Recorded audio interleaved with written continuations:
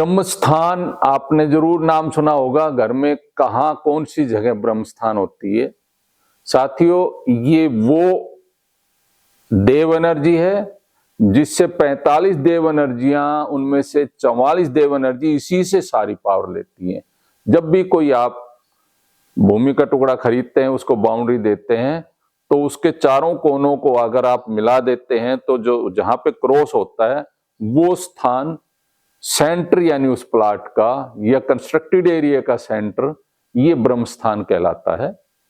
ब्रह्म स्थान में ब्रह्मा ऊर्जा सबसे पहले स्थापित होती है उस प्लाट में, उसी से बाकी एनर्जी क्रिएट होती है। 44 एनर्जी, इसमें से 33 देव एनर्जी और 12 असुर एनर्जी हैं।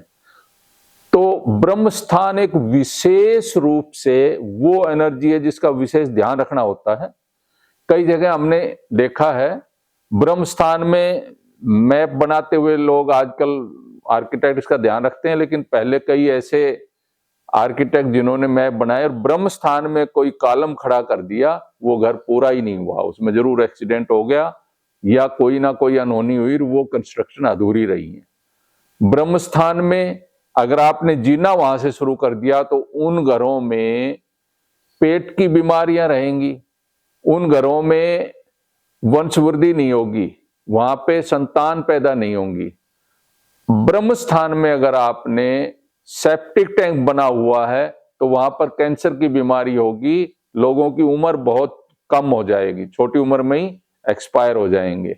ब्रह्म स्थान पे अगर आपने वाटर टैंक बना दिया तो भी आपको दिक्कत रहेगी, आपको अनायासी बीमार रहेंगे आप, पेट की तकलीफ रहेगी और रिलेशन की बहुत बाहरी समस्या रहेगी। ऐसे ही अगर ब्रह्म स्थान में आपने किसी भी प्रकार से वहां पे अगर किचन बन गया, किचन भी वहां पर सही नहीं रहता। ब्रह्म स्थान हमेशा खुला रहना चाहिए, ओपन, लेकिन कवर्ड होना चाहिए। कई लोग ब्रह्म स्थान में खुला रख लेते हैं आसमान, ओपन टू स्काई, और ये जानबूझ के प्राचीन काल से 2 तरह की वास्तु चलाई गई जिनको जानबूझकर राजा महाराजाओं की, पैसे वालों की, बड़े बड़े जो मंत्री थे या जो बिजनेसमैन थे, व्यापारी थे, उनकी अलग वास्तु होती थी। आम लोगों के लिए ब्रह्म स्थान खुला, कहते हैं चौबीती मकान बनाओ और स्पेस बीच का जो ब्रह्म स्थान वो खुला रखो। ऐसे घर बनवाए जाते थे ताकि, क्योंकि ऐसे घरों में जिनका ब्रह्म स्थान में ओपन टू स्काई है, खुला है, तो वहां पर लेबर तबका ही पैदा होता है, वहां पर सैनिक होंगे, वहां के बच्चे पढ़ेंगे लिखेंगे, या तो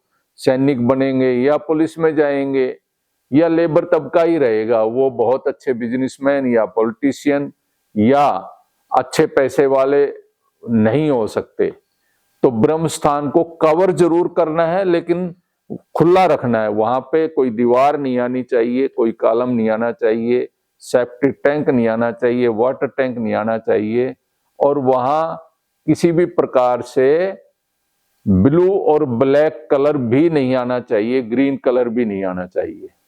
तो आपने देखा कैसे ब्रह्म स्थान कितना इंपॉर्टेंट है।